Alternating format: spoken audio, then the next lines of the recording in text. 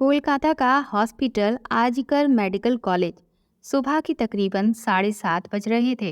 Hospital का एक कर्मी जो कि सुबह की शिफ्ट स्टार्ट होने से पहले ही अस्पताल के सारे रूम्स को चेक कर रहा होता है और ऐसे ही वो सारे रूम को चेक करते करते सेमिनार हॉल की तरफ जाता है। और जैसे ही वो सेमिनार हॉल के बाहर आकर उसका गेट खोलता है तो उसकी आंखों के सामने होता है एक भयानक नज़ारा, जिसे देखकर उसकी रूह कांप जाती है और वो बहुत ही जोर से चीख पड़ता है। उस वक्त उसकी चीख सुनकर आसपास के लोग भी वहां इकट्ठा होने लगते हैं और देखते ही देखते सेमिनार हॉल के अंदर उन लोगों को जो भी दिखता है उसे देखकर सभी सन्न रह जाते हैं। किसी ने सपने में भी नहीं सोचा था कि एक अस्पताल के अंदर भी इस तरह की घटना हो सकती है। वो नज़ारा किसी का भी दिल दहला सकता था। आज हम जिस घटना के बारे में बात करेंगे वो कोलकाता के आर्जिकर मेडिकल कॉलेज में हुई है। 9 अगस्त 2024 की सुबह एक ऐसी खबर सबके सामने आती है जो पूरे देश को हिलाकर रख देती है। और ये खबर थी एक 31 साल की महिला डॉक्टर की, जो कि कोलकाता के RG Kar medical college and hospital में अपनी ट्रेनिंग कर रही थी। हॉस्पिटल जैसी सुरक्षित जगह माने जाने वाली जगह पर इस महिला डॉक्टर के साथ गलत हुआ था। यहाँ हम डॉक्टर को माला नाम से पुकारेंगे। इस घटना को जिसने भी सुना, सभी के मन में गुस्से का ज्वालामुखी फूट पड़ा और हजारों सवाल खड़े हो गए कि आखिर ये किसने किया और इस तरह की घटना को अंजाम देने वाला कौन था। इन्हीं सवालों को खोजते हुए हम आपको बताएंगे कि आखिर उस रात क्या हुआ।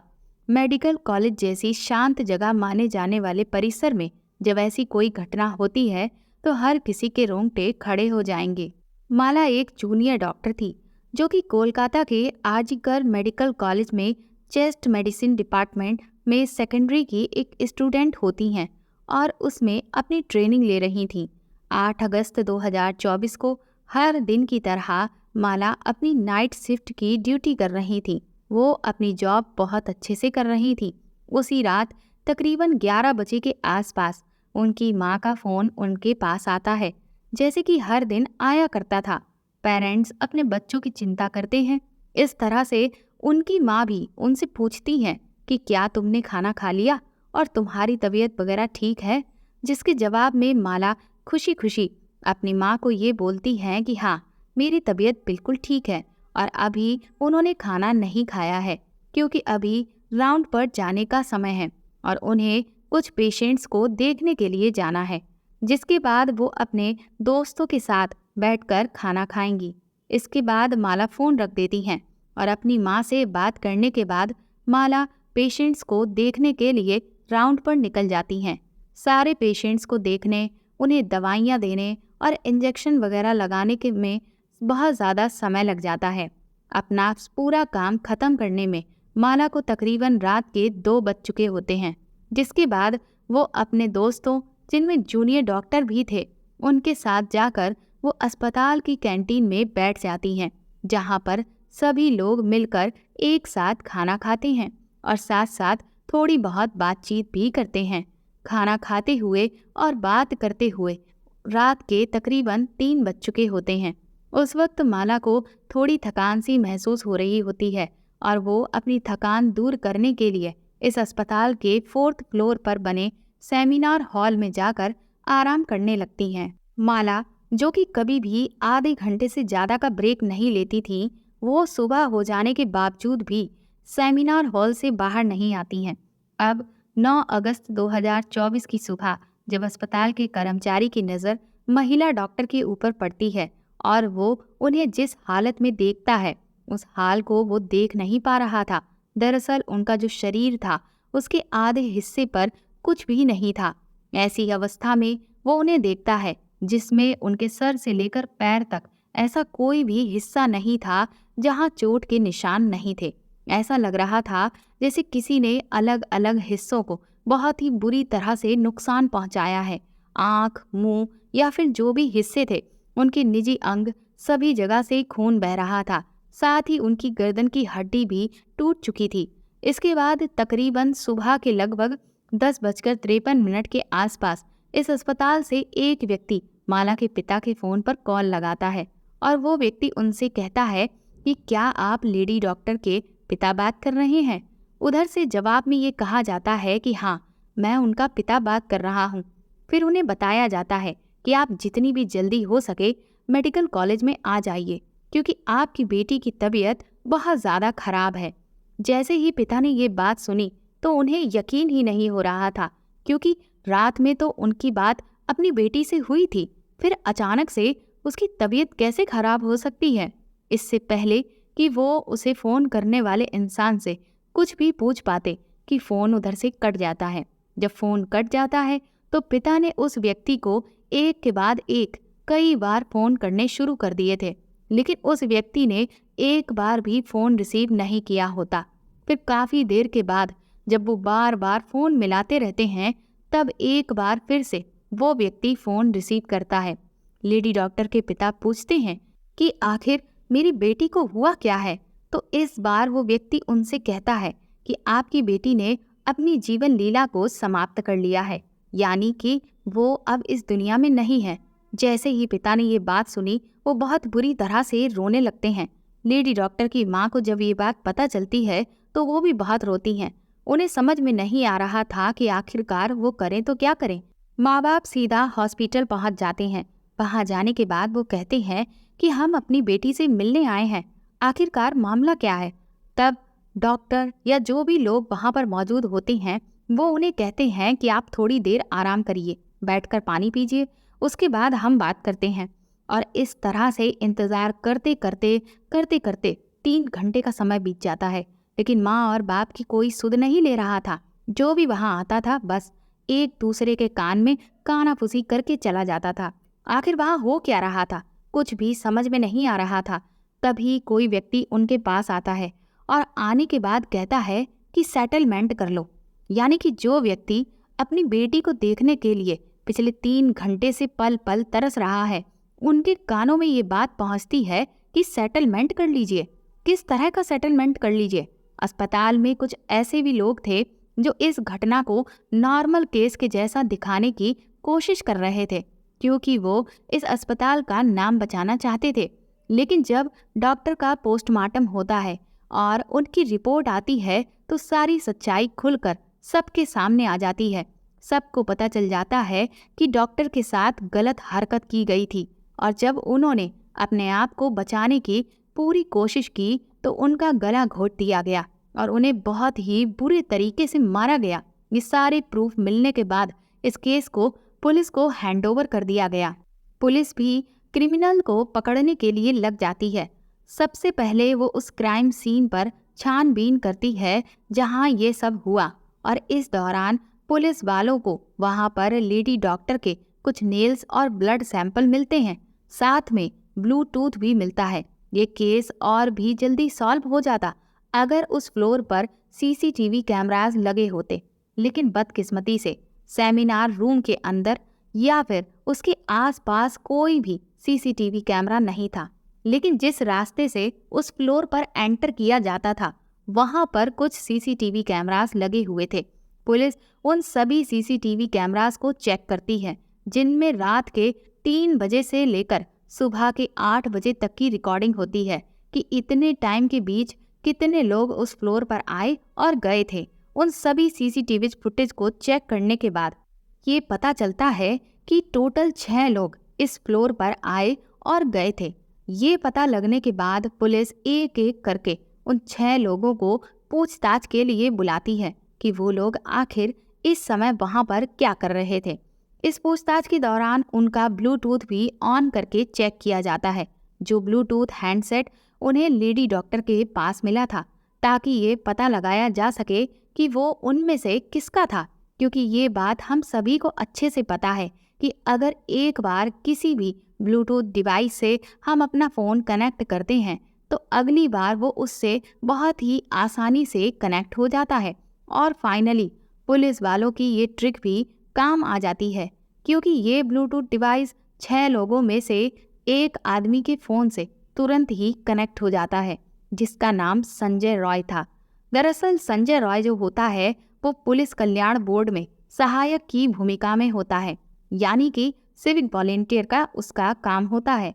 आपने देखा होगा कि ब्लू कलर की ड्रेस में ये लोग होते हैं जिनका काम सड़क पर कहीं भी बिना वजह भीड़ को इकट्ठे नहीं होने देना होता है।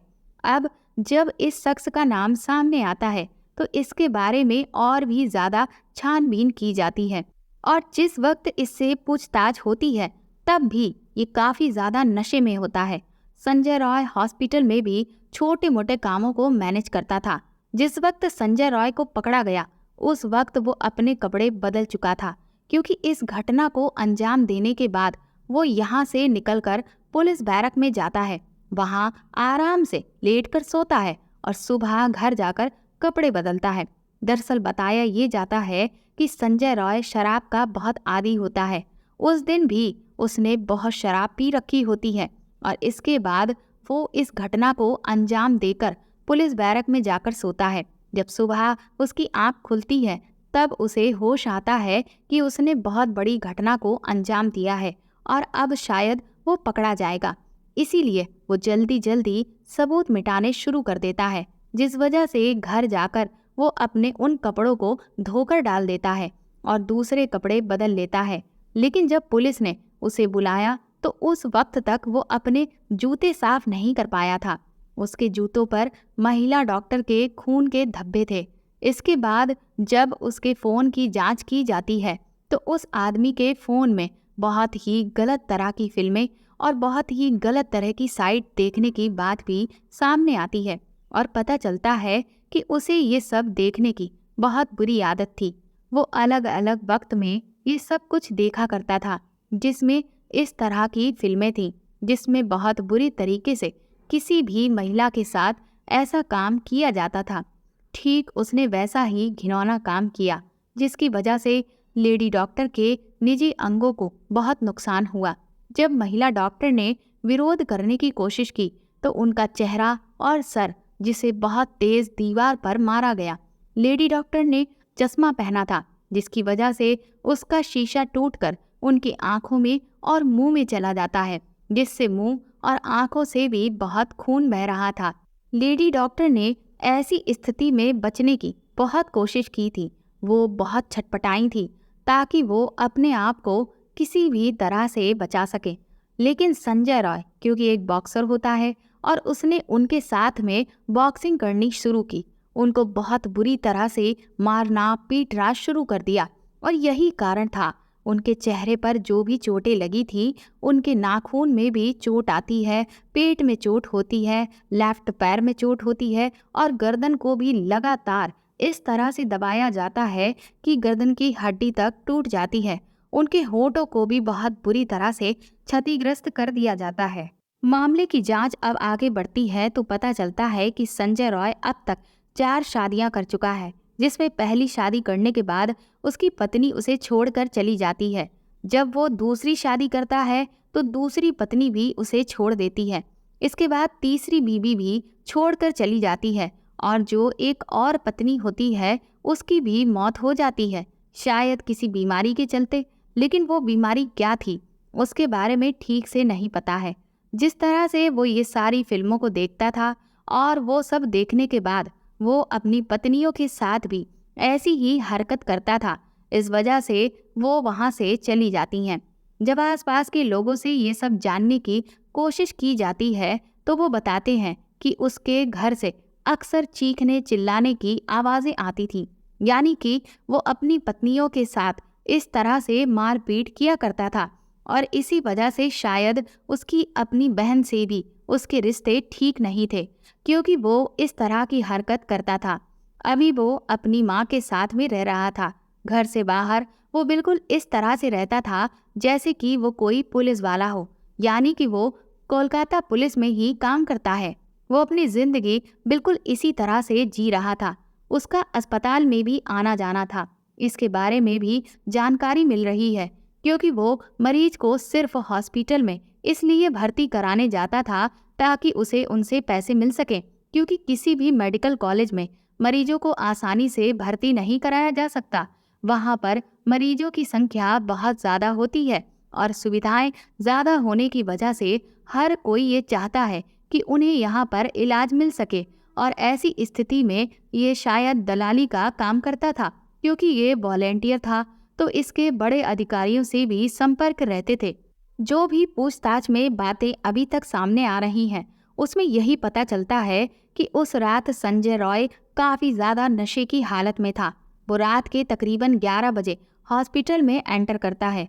संजय अक्सर उस अस्पताल में नाइट शिफ्ट किया करता था, तो उसे वहाँ की काफी अच्छी नॉलेज थी कि कहाँ पर कैमरा है, कहाँ पर नहीं। तो वो आराम से अस्पताल के 4th फ्लोर पर जाकर बैठ जाता है, क्योंकि वो नहीं चाहता था कि कोई भी उसे इतने ज्यादा नशे की हालत में देखे, वरना वो अपनी नौकरी से हाथ धो सकता था।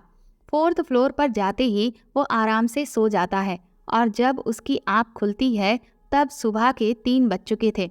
उस समय संजय की नज़र लेडी डॉक्टर पर पड़ती है, जो कि रेस्ट करने के लिए सेमिनार हॉल में जा रही थी। लेडी डॉक्टर को अकेला देखकर संजय के इरादे बिगड़ जाते हैं। वो पहले काफ़ी देर तक उस फ्लोर के चक्कर लगाने लगता है, ये कंफर्म करने के लिए कि कोई वहाँ पर ज़्यादा आ तो नहीं रहा है। और जब उसे ये लगता है कि उसका रास्ता बिल्कुल साफ है, तो वो 4 बजे सेमिनार हॉल के अंदर एंटर करता है और वहाँ से 4:45 पर बाहर आता है। इन 45 मिनट तक लेडी डॉक्टर के साथ उस आदमी ने क्या क्या किया होगा, वो कितने दर्द से गुजरी होगी, ये सोचकर ही किसी का भी दिल दहल जाएगा। खास तौर पर लेडी डॉक्टर के माँ बाप का, जिन्होंने इतनी उम्मीद और इतने बलिदानों के बाद अपनी बेटी को डॉक्टर बनने भेजा था, जो इतनी होनहार थी और उनकी अकेली बेटी थी। उनके लिए तो ये किसी बहुत बड़े सदमे से कम नहीं था। अब ये मामला सीबीआई को दे दिया गया है। अब देखना ये है कि सीबीआई इसकी जांच किस तरह से करती है, सही से करती है या नहीं। कहीं ऐसा ना हो कि ये मामला भी पहले के हुए काफ़ी मामलों की तरह ठंडे बस्ते में ना चला जाए। इसका भविष्य क्या होगा? पुलिस पर भरोसा करें या सीबीआई पर भरोसा करें, कुछ समझ नहीं आता। सबसे बड़ा सवाल ये है कि फिर साथ काम करने वालों पर भरोसा कैसे करें? कोई व्यक्ति जो रोज हॉस्पिटल आता है, उस पर भरोसा करे कि ना करें, ये समझ नहीं आता। हकीकत ये है कि महिलाएं ना घर में सुरक्षित हैं न बाहर। वो काम करने जाती हैं, उन जगहों पर भी वो सुरक्षित नहीं हैं, क्योंकि वहाँ भी और बाहर भी हर जगह उन पर गिद्धों के जैसी नज़र बनी रहती है। लेकिन अब वो समय आ चुका है जब महिलाओं को खुद ही अपने प्रति जिम्मेदार बनना पड़ेगा। उन्हें ये लड़ाई खुद ही लड़नी पड़ेगी और खुद जीतनी भी पड़ेगी। वो जहाँ भी जाती हैं वहाँ अपने आप को सुरक्षित तभी महसूस कर सकती हैं जब वो सचेत रहें, सतर्क रहें। देखा गया है कि कई बार जब इस तरह की कोई घटना होती है तो लोग इस तरह की बयानबाजी करते हैं कि लड़की ने छोटे कपड़े पहने होंगे, इसलिए उसके साथ ऐसा हुआ। लेकिन उस महिला डॉक्टर के साथ जो भी हादसा हुआ, आखिर वो क्या था? वो तो अपनी ऑन ड्यूटी पर थी, उसने अपनी यूनिफॉर्म पहनी थी। उसके साथ ऐसा कैसे हो गया? हम डॉक्टर को भगवान का दर्जा देते हैं, जब वही सुरक्षित नहीं है तो फिर हम कहाँ जाएंगे? इन जैसे लोगों को फांसी की सजा देना भी बहुत कम होगी। लेकिन फिर भी कुछ लोग ऐसे भी हैं जो इन्हें फांसी की सजा ना देने की भी अपील करते हैं। दोस्तों, हम देखते आ रहे हैं कि आजकल इस तरह की घटनाएं हद से ज़्यादा बढ़ती चली जा रही हैं। आखिर ये सवाल खुद से पूछकर देखिए कि ऐसा क्यों है। इसका सबसे बड़ा कारण ये है कि हमारे देश में इस तरह के अपराधों के लिए किसी भी तरह की कोई सख्त सजा ना होना, बल्कि उल्टा ज़्यादातर केसों में ये देखा जाता है कि जो गुनाहगार है उसको बचाने के लिए हर कोई पूरी ताकत जुटा रहा होता है। हम अपने देश को बेहतर बनाना चाहते हैं, लेकिन क्या एक ऐसी कानून व्यवस्था जिसमें गुनाहगार को बचाया जाता हो, उसे उसके किए की कोई भी सजा नहीं दी जाती हो, क्या ऐसी कानून व्यवस्था के साथ हमारा देश आगे बढ़ सकता है? ये सवाल हम सबको पूछना चाहिए, अपने आप से, सरकार से। लेकिन ये सब सजा सख्त होने पर भी नहीं रुकने वाला, क्योंकि इसे रोकने के लिए हमें भी जिम्मेदारी लेनी होगी। सबसे पहले हमें हमारे घर की परवरिश पर ध्यान देना होगा। अक्सर सिर्फ लड़कियों को ही सिखाया जाता है कि उन्हें कैसे रहना है, क्या करना है, क्या नहीं, लेकिन लड़कों पर कोई ध्यान नहीं दिया जाता। और शायद ये आज जो भी घटनाएं बढ़ती चली जा रही हैं, उनका परिणाम यही है। तो हमें ना सिर्फ बेटियों की परवरिश अच्छे से करनी है, बल्कि अपने बेटों की भी परवरिश पर ध्यान देना है। अंत में मेरा आपसे ये सवाल है कि आप इस घटना को लेकर क्या सोचते हैं और ऐसे लोगों को कैसी सजा मिलनी चाहिए? कमेंट करके आप अपनी राय हमें ज़रूर बताएं और प्लीज़ इस वीडियो को ज़्यादा से ज़्यादा शेयर करें। Thank you.